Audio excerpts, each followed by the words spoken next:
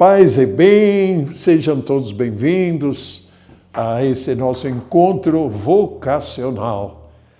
E nós estudando a regra não bulada, nós estamos lembrando inclusive os 800 anos desta regra que São Francisco fez questão de escrever. E no número 17 fala sobre os pregadores.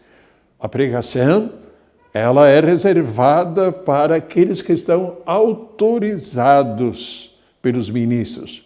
Porém, eis aquilo que nos interessa hoje, todos os irmãos preguem pelas obras. Olha que bonita essa frase. Os irmãos preguem, isto é, faça a sua pregação pelas obras. Essa frase resume muito bem o que estava no coração de São Francisco, o que deve existir também, evidentemente, na vida de todos os cristãos. Isto é, que as palavras utilizadas na pregação ou também, quem sabe, na hora que nós transmitimos alguma mensagem, tudo isso deve estar sendo comprovado em sintonia estreita com a vida de quem fala, a vida do pregador. É questão de coerência, é um fator de autenticidade. Quando São Francisco fala pelas obras, significa que a pregação realmente atinge por meio das obras. As palavras voam, mas os exemplos arrastam.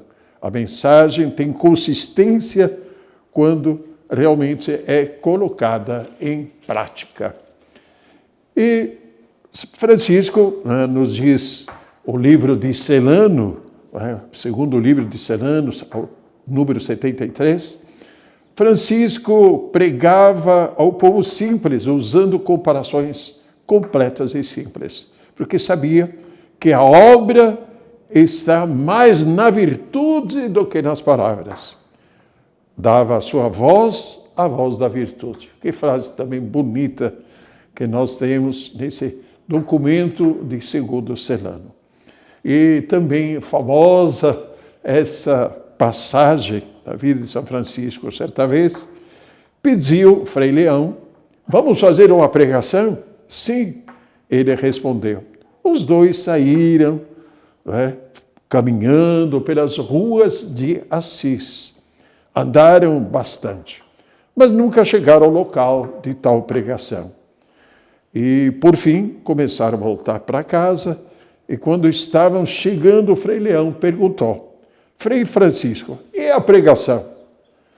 Já fizemos, disse ele. As palavras convencem, mas o exemplo é que arrasta.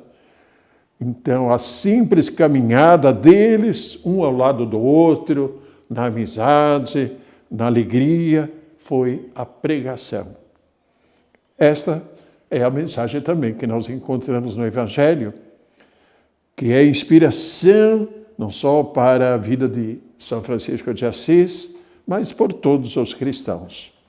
E bem no final do Sermão da Montanha, Jesus falou sobre a casa construída sobre a rocha. Conhecemos já essa passagem, mas é bom lembrá-la.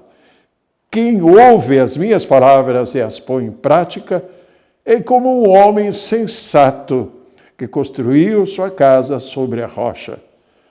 E antes disso, sempre no capítulo 17 de Mateus, e antes disso ele já tinha Jesus alertado.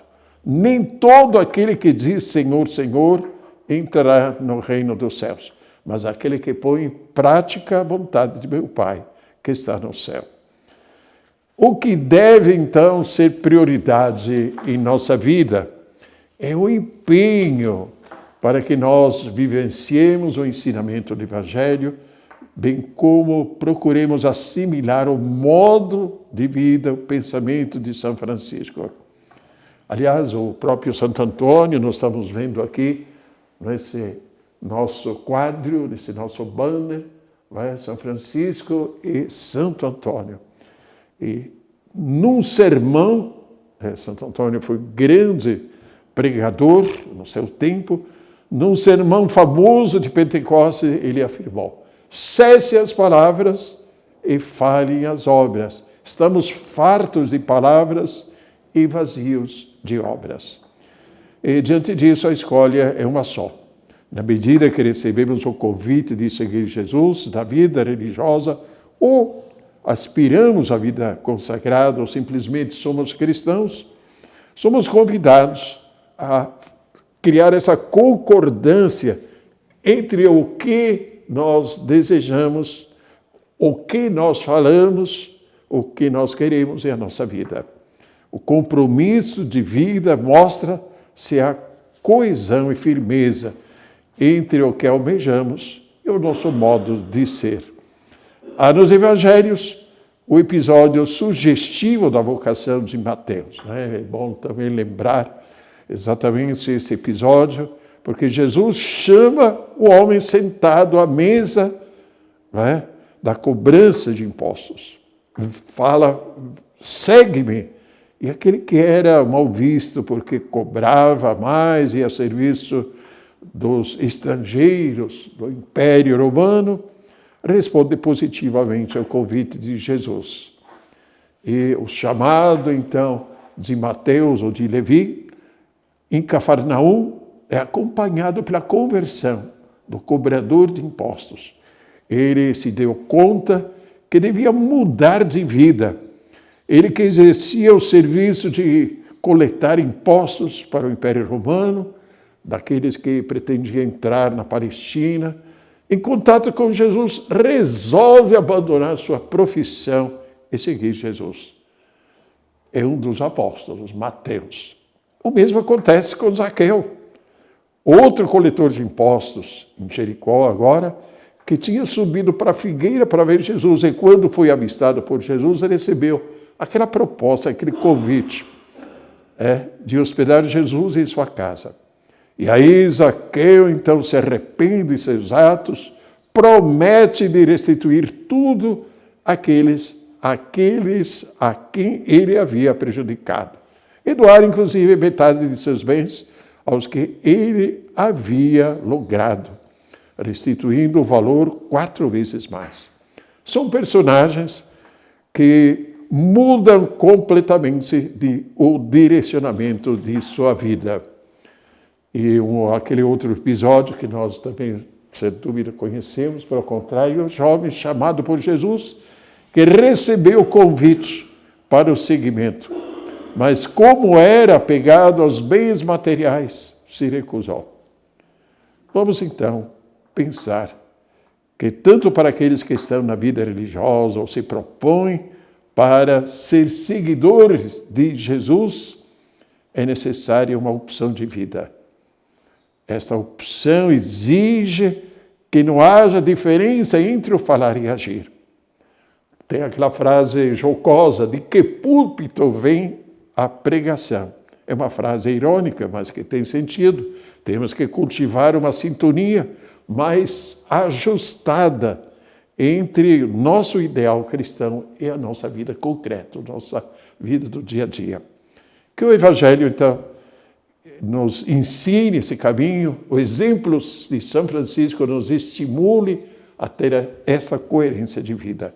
E o Espírito Santo também nos ilumine, fazer este ajuste tão necessário. O Santo da Paz e do Bem nos inspire em nossa caminhada. E esta aqui, a nossa mensagem, a mensagem que nós queremos deixar. Aguarde embaixo também a continuação dessa nossa conversa, através do link que será mostrado. Paz e bem.